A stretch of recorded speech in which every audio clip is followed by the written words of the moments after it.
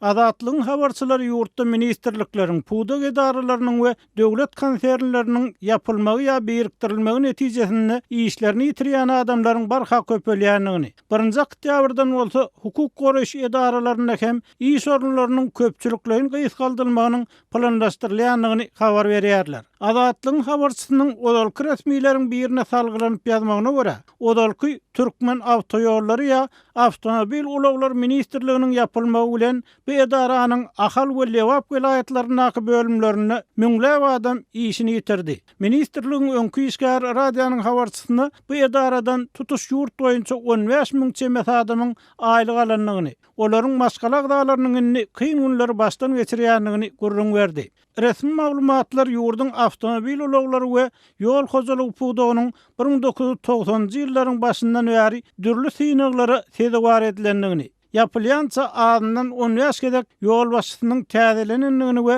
iň soňunda şu ýylyň iýunyna Awtomobil ulaglar ministrligi hökmünde ýatyrylyp Türkmen Awtotransport agentligi hökmünde Senagat we Kommunikasiýa ministrliginiň düzümine birikdirilendigini görkezýär. Türkmenistany edara karhanalaryň yapylmagy ýa birikdirilmegi soňky 10 ýylda ýurtdaky ykdysady krizisiň çuňlaşmagy bilen, hususan 2017-nji ýylda Aziýa oýunlaryna we beýlek gymmat baha gurulşyklary harçlanan milliardlarça döwlet serişdeler netijesinde barha ýygjamlaşany meňdýär. Mysal üçin Türkmenistanyň prezidenti Gurbanuly Berdimuhammedow 2017-nji ýylyň 5-nji oktýabrynda ýurdun ykdysadyýat we ösüş ministrligini Maliýe ministrligine birikdirmek kararyna geldi. Bu iki möhüm ministrlik birikdirilmedinden öň 2016-njy ýylyň tomsunda Berdimuhammedow Türkmen eksportynyň esasynda durýan Newt gaz ministrligini hem ýatyrdy.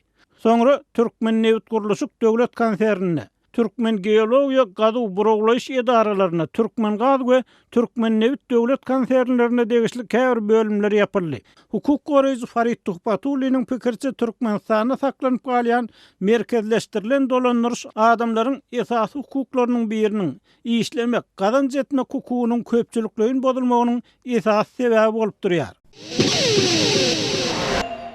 Halk maslahatynyň 2-nji mejlisiniň gün tertibine haýsy meseleleri girizmek göz tutulýar. Üstümizdäki Aşgabatda geçiriljek halk maslahatynyň 2-nji mejlisiniň gün tertibine girizilmegi ahmal meseleleri barady. Mejlise gatnaşjak bir wekil Azatlyk radiosynyň ýurt içindäki habarçysyna atlandyrylmazlyk şertine maglumat berdi. Howpsuzlyk ýagdaýlary sebäpli gizlenlik şertlerine çykyş edýän habarçy Aşgabatdan ýiberen maglumatyny halk maslahatynyň nowatdaky mejlisiniň gün tertibine girizilmegi ahmal käbir meseleleri barady habar berýär. Onuň halk wekiliniň beren maglumatlaryna salgylanyp ýiberen habaryny mejlisiň gün tertibine şu aşagdaky käbir meseleleri teklip etmek göz tutulýar.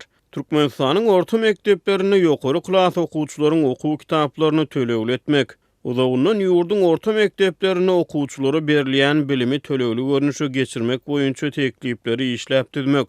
Halkyň mellek ýerlerini we olaryň saklaýan gara mallaryna degişli salgytlaryň mösberini artdyrmak, bu salgytlara degişli ozal bar bolan ýeňillikleri aradan aýyrmak, awtomobil ýollaryna degişli tölegleri girdirmek we muňa degişli ozal bar bolan tölegleriň mösberini ýokarlandyrmak, käbir döwlet edaralarynyň işini togtatmak, jekme-jeklikler aýdylmaýar. Daşary ýurtlaryň ýokary hujaýlaryna okuwa gidýän Türkmenistany raýatlaryň sanyny azaltmak boýunça türlü çäreler teklip etmek. Oba hujalyk pudagyny pagtaçy we garlaçy kärenetçileriň ýerlerini ellerinden alyp olary daýhan hujalyklara bermek. Şu meseleleri mejlisiň gün tertibine girmek boýunça maslahat edilýär diýip halk maslahatynyň mejlisine gatnaşyjy halk wekili Azatlyk radiosynyň habarçysyna gurrun berdi. Häzirki wagtda ähli vilayatlardan halk maslahatyna gatnaşýan raýatlara ýygnakda gepleşjek sözleri öwredilip bir ança emes olara taýýarlyk geçýärler. Söz beriljek raýatlaryň her bir sözi ýörügi togurluklaryň işgärleriniň gödäwçiligine olara öwredilýär diýip anonim şertlerde habarçy bilen gurrundaş bolan halk wekili sözüne dowam etdi. Azatlyk radiosy halk maslahatynyň 2-nji mejlisiniň gün tertibine girizilmegi ahmal meseleleriň jekme-jekligi barada degişli döwlet edaralarynyň goşmaça maglumat alyp ýa-da bar bolan maglumatlary tasdikladyp bilmedi. Türkmenistanyň prezidentiniň 5-nji iýulda gol çeken kararyna laýyklykda halk maslahatynyň nowatdaky mejlisi 25-nji sentýabrda Aşgabatyň ruhyýet köşgünine geçiriler.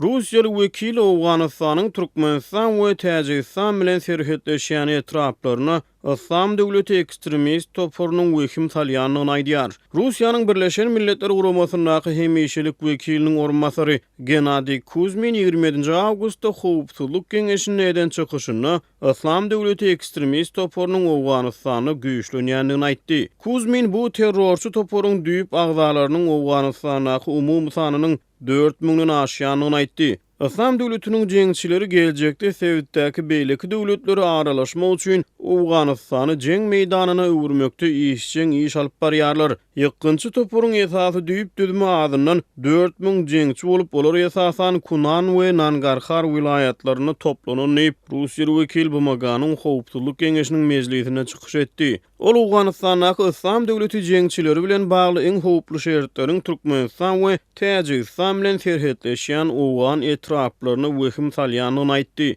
Ol yerlerde Islam döwletine değişti jeňçileriň sany 1300 adam töweregini diýip Kuzmin belledi. Medpuat habarlaryna görä ýokary derejeli Russiýaly resmiler soňky bir ýylyň dowamyny garaşy döwletleriň arkalaşygyny agza döwletleriň Awgan serhedine alada bildirip geldi. 21-nji maýda Russiýanyň federal howpsuzlyk gullugynyň başlygy Aleksandr Bartnikov Täjikistana eden saparyndan soň Awganystanyň postsovet merkezade ýurtlary bilen serhetleşýän demirgazyk çäklerini Islam döwletiniň şahamçatyna degişli 5000 töweregi söwüşçüýüniň ýygynynan onaýdyp serhet howpsuzlygynyň güýçlendirilmegine çağırış edipdi. Türkmen howpsuzlyk resmileri bu maglumatlary tasdiklap ýa-da inkar edip köpçüliklerin habar serişçilerini resmi beýanat bilen çykyş etmeýär.